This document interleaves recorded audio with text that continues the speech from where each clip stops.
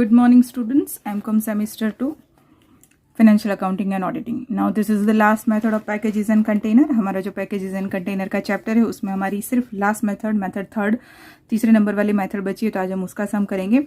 जो मेरे पास सुधीर प्रकाशन का एडिशन है उसमें 2010 का यानी कि लास्ट से नेक्स्ट सम 29 नंबर का सम है, वो हम करते हैं, वो थर्ड मेथड का सम है। चलिए, manufacture sales is product in containers charging them out at ₹12 each, 12 रुपये चार्ज कर रहे हैं। कस्टमर्स आर क्रेडिटेड बाय ₹10 उसकी क्रेडिट है। If containers are return within 3 months for accounting purpose at closing all stock with the customer and in factory are valued at ₹8, यानी कि stock जो होगा वो 8 रुपये से वैल्यू होगा, लेकिन except those representing new ones, 8 रुपये सिर्फ पुराने वाले का होगा। New ones which are valued at their purchase price, और जो नए हैं उसको हमको उसकी परचेज प्राइस से वैल्यू करना है, तो वो देखते हैं। न्यू है परचेज प्राइस, ओके। 12 उसको हम चार्ज करते हैं, ये 10 उसकी क्रेडिट प्राइस है, this is charge out price, तो उस हिसाब से 2 रुपया हम रेंट लेंगे। ये मैं आपको सब कुछ पहले सिखा चुकी हूँ। चलिए शुरू करते हैं। इंफॉर्मेशन है स्टॉक विद कस्टमर्स, ये इन्फॉर्मेशन जाने दीजिए। नीचे पढ़े, the total amount paid on purchase of containers during the year was ₹15,120, 15,120 रुपये हम टोटल परचेज प्राइस पे करते हैं। All containers were purchase at uniform rate, you are required to prepare container stock and container suspense account. Method का नाम नहीं लिखा होगा तो कौन से अकाउंट ड्रॉ करने हैं ये लिखा होगा, कौन से अकाउंट ड्रॉ करने ये नहीं लिखा होगा तो मेथड का नाम लिखा होगा। दिस और that any one information is definitely given in your question, okay? So here method का नाम नहीं लिखा है, इसीलिए ये सम करवा रही हूँ ताकि आपके जो थोड़े बहुत भी डाउट्स हो वो क्लियर हो जाए कि मेथड का नाम नहीं लिखा है लेकिन अकाउंट्स के नाम लिखे, और अकाउंट्स के नाम से हमें पता चलता है जब आपको स्टॉक और सस्पेंस अकाउंट बनाने हैं। That is your method number third, okay. Let's start. सबसे पहले वर्किंग नोट सिखा चुकी हैं आपको, कंटेनर्स रिटेन बाय कस्टमर्स, तो उसमें चाहिए opening stock, stock with customers 3600, उसमें ऐड करना है हमें सेंड टू कस्टमर्स, यानी कि हम कितने भेजते हैं, तो सेंड टू कस्टमर्स है 19,000, सेंड टू कस्टमर्स है 19,500, ओके। तो यहाँ पर हम ऐड करेंगे 19,500, okay. So return by customer 18,000 is given, here it is 18,000, and closing stock with the customer that is also given 3,000, 18 plus 3 21 हम 23,100 में से माइनस करेंगे, so 2,100 retained by customer, everything is given. Now the next information that we need is closing stock with the firm, तो opening stock with the firm and customers, तो customers का opening stock है 3,600 और firm का opening stock है 2,700, right. तो दोनों का अगर हम टोटल करते हैं देन इट विल बी 6,300। उसमें हमें परचेज ऐड करना है। Do we have purchase? No, in this sum we don't have any purchase. हाँ, हमारे पास टोटल परचेज प्राइस है, तो हम यहाँ पे परचेज में क्वेश्चन मार्क करते हैं क्योंकि यूनिट्स नहीं है। Written by customer 2,100, scrap is given, scrap है 180, destroyed is also given, destroyed है 300, and closing stock with the customer is also we have, that is 3,000. So this all 4 information is given. इन तीनों का अगर हम total करते हैं that is 5580, okay, 5580 correct है। and closing stock with the firm that is also we have, closing stock with the firm 2,400 is there, तो यहाँ पर मैं लिख देती हूँ 2,400। इसका मतलब ये है कि नीचे की चीज़ ढूंढनी नहीं, वो है। अब यहाँ पर कितनी अमाउंट आएगी, अगर उसमें से 5580 माइनस करते हैं तो दैट विल बी 7980। 7980 में से 5580 माइनस करेंगे 2400 आएगा। 7980 और 6,300 का difference that is 1680 our purchase. ये हमारा क्वेश्चन मार्क था जो हमें मिल चुका है, okay.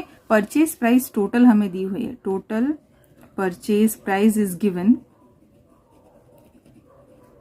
Total purchase price is 15,120, ये है हमारे पास।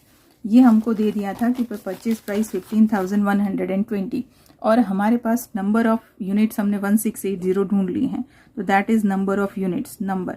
तो उसका मतलब अगर हमें कोई पूछे कि हमारी परचेज प्राइस कितनी है तो दैट इज ₹9। ये क्यों चाहिए हमें, क्योंकि हमारे जो नए स्टॉक्स हैं, जो न्यू परचेज प्राइस, नए स्टॉक को नए परचेज प्राइस से हमें कैलकुलेट करना है जो है ₹9, okay. So now we have everything. To solve our question. तो चलो फटाफट हम क्वेश्चन सॉल्व करते हैं। Container stock and container provision account बनाना है। कंटेनर स्टॉक और प्रोविजन में बना चुकी हूँ। क्या करना है, if we have stock opening and closing stock just write down. तो मैं यहाँ पर पहले सारी डिटेल लिख देती हूँ। टू ओपनिंग स्टॉक,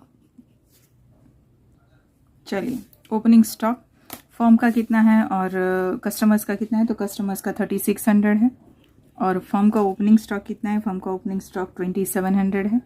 उसी तरह हमारे पास क्लोजिंग स्टॉक भी होना चाहिए कस्टमर्स और फर्म्स दोनों का। कस्टमर्स का है 3000। अब जो फर्म है उसमें न्यू और ओल्ड दो बाइफर्केशन होंगे। दो बाइफर्केशन कैसे होंगे वो मैं आपको बता देती हूँ। तो हमें ये पता है कि हमारे परचेज कितने, तो हमारे परचेज 1680 है, तो वो न्यू हुआ क्योंकि वो परचेज प्राइस से कैलकुलेट करना है। तो 1680 फर्म का हमारा नया है। फर्म का हमारा क्लोजिंग स्टॉक कितना है 2400। तो 1680 2400 में से माइनस करें तो 2400 minus 1680, then we have balance is 720। Okay, तो okay 720 will be the old one.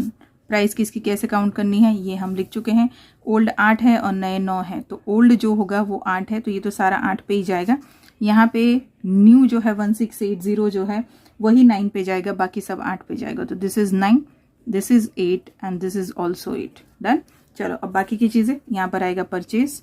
Container stock account is just like container trading account. कहाँ पर डिफरेंस है, मैं आपको दो मेथड पहले पढ़ा चुकी हूँ, तो वो आप देखिए। 1680 हमारा परचेज है। टोटल परचेज प्राइस भी हमारे पास है 15120, वो मैं लिख ही देती हूँ। रेट 8 से करे तो भी वही आएगा। चलिए यहाँ पर पहले क्या आएगा, तो कंटेनर स्टॉक में पहले हम प्रोविजन अकाउंट में जो चीज़ें जानी है वो लिख देते हैं। तो by containers provision account, you can say suspense account, दोनों का मतलब एक है। क्या आएगा उसमें, तो रिटेन बाय कस्टमर्स। क्या आएगा, रिटेन बाय कस्टमर्स। कितना कस्टमर्स रख लेते हैं 2100, तो वो लिख देते हैं। उसके बाद क्या आएगा, तो उसके बाद यहाँ पर डेटर्स अकाउंट आएगा। डेटर्स यानी कस्टमर्स। डेटर्स अकाउंट जब भी आए तो उसमें सबसे बेस्ट चांस होते हैं रेंट के, उसके बाद रिटर्न के होते हैं, पर पहले रेंट के होते हैं। तो रेंट कितना हमें लेना है, तो ये मैंने लिखा कि 12 आप चार्ज आउट करते हैं, 12 आप चार्ज आउट करते हैं, 10 क्रेडिट करते हैं। अगर वो 3 महीने में वापस देते हैं यानी 2 रुपये तो आप रेंट लेते ही लेते हैं। तो यहाँ पर मैं लिख देती हूँ 2 रुपया रेंट। कितने कंटेनर्स का आप 2 रुपया रेंट लेते हैं, तो बच्चों एक चीज़ याद रखो कि आप जितना उसे सेंट करते हैं, सेंट कितना करते हैं 19,500, पर वो हम यहाँ नहीं लिखेंगे, हम सिर्फ यहाँ लिखेंगे 19,500 सेंट टू कस्टमर्स है, उसी पे हम रेंट चार्ज करेंगे। उसके बाद हमारा कैश है स्क्रैप के लिए। स्क्रैप कितना था हमारा, तो हमारा स्क्रैप था 180, वो मैं लिख देती हूँ। उसके बाद P&L अकाउंट आएगा, जो डिस्ट्रॉयड हुए हैं उसका कितना डिस्ट्रॉयड होता है, तो डिस्ट्रॉयड होता है 300, वो मैं यहाँ लिख देती हूँ। उसके बाद आपका आता है क्लोजिंग स्टॉक, जो हम ऑलरेडी लिख चुके हैं। ओके, यूनिट्स में लिख चुके हैं। अब प्राइस लिख देते हैं। फर्म 2708 से और 3600 भी 8 से, तो 21,600 और यहाँ पर आएगा 28,800। ओके, प्रोविजन में रिटेन 2100 है। किसको हम उससे मल्टीप्लाई करेंगे, तो रिटेन कौन कर लेता है, कस्टमर्स। कस्टमर्स अगर 3 महीने में वापस करता है तो हम उसको 10 रुपये उसके अकाउंट में क्रेडिट करेंगे। तो यहाँ पर अभी उसने रिटेन करके रखा हुआ है।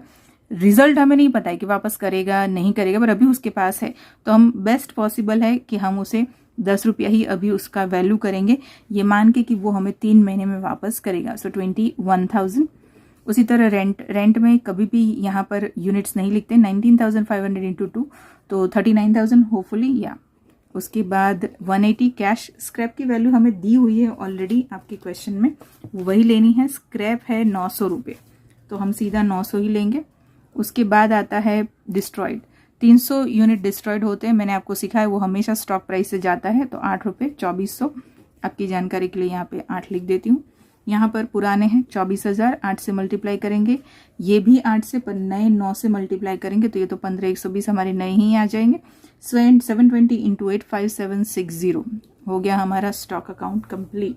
ओके, चलिए टोटल मारते हैं। मैं पहले काउंट कर लेती हूँ। 4 5 6 7 आइटम हमारी क्रेडिट साइड पर है और 3 आइटम डेबिट साइड पर है। टोटल मारते हैं, दैट इज 1,08,180, 1,08,180, और उसमें यूनिट्स का अगर मैं टोटल करवाऊँ दैट इज 7980। ये हमेशा सेम ही होना चाहिए, उसमें कोई बैलेंस नहीं बचता है। और हमारा यहाँ पर बैलेंस आता है 42,660। दिस इज P&L अकाउंट और प्रॉफिट। प्रॉफिट हो गया। अब हम कंटेनर प्रोविजन अकाउंट, सबसे पहले प्रोविजन यानी कि जो आपका सस्पेंस है, कस्टमर्स के साथ स्टॉक की बात होती है। बैलेंस ओपनिंग और क्लोजिंग लिख देना है। 3600 ओपनिंग है और क्लोजिंग है आपका 3000 कस्टमर्स के साथ, राइट। मैंने आपको सिखाया कि कंटेनर प्रोविजन अकाउंट हो, सस्पेंस अकाउंट हो, हमेशा कौन सी प्राइस से बनता है, क्रेडिट प्राइस से। क्रेडिट प्राइस 10 है। और एक और चीज़, ये चीज़ MCQ में भी पूछी जा सकती है कि प्रोविजन अकाउंट या फिर सस्पेंस अकाउंट जो होता है वो किस अमाउंट से बनता है, तो वो बनता है आपकी क्रेडिट प्राइस से। चलिए, ये मैंने 10 से मल्टीप्लाई कर दिया है। अच्छा, पहले ये देख लें यहाँ पे कौन सा है, सिर्फ एक ही है प्रोविजन रिटेन 2100 का, तो उसकी एंट्री हम यहाँ पर कर देते हैं। लिखते हैं 2 कंटेनर स्टॉक अकाउंट, कितना 2100। 2100 को हम 10 से मल्टीप्लाई करेंगे 21000। आप ऊपर से लेकर आए हो तो भी मैंने आपको सिखाया कि ये नहीं समझ में आए कि यहाँ पे कितनी अमाउंट मल्टीप्लाई करें, तो प्रोविजन है तो हमेशा चार्ज प्राइस से ही क्रेडिट जो करते हैं उस प्राइस से ही करते हैं, उस हिसाब से आप उसे याद रखिए। चलिए, और क्या आएगा यहाँ पर, तो यहाँ पर आएगा by send to customers. Customers को कितना सेंड करते हैं, तो कस्टमर्स को मैंने कहा 19,500 सेंड करते हैं। प्राइस आपको पता ही है, 10 ऐड कर देना है, 10 से काउंट करना है। यहाँ पर क्या आएगा, तो यहाँ पर आएगा आपका डेटर्स अकाउंट। मैंने जैसे आपको सिखाया था कि डेटर्स जो है उसमें 2 चीज़ें आती है, एक आता है रिटेन और एक होता है रिटर्न। तो जब हम यहाँ से लेकर आते हैं वो तो रिटेन ही है, this is actually what, this is retain. तो बचा क्या, रिटर्न, है ना। तो यहाँ पर हम लिखेंगे डेटर्स अकाउंट रिटर्न, मैं ब्रैकेट में लिख देती हूँ रिटर्न। कितना रिटर्न करता है, तो रिटर्न वो करता है 18,000 दिया हुआ है। 18,000 को 10 से ही मल्टीप्लाई करना है, तो ये 10 से मल्टीप्लाई कर दिया 1,80,000।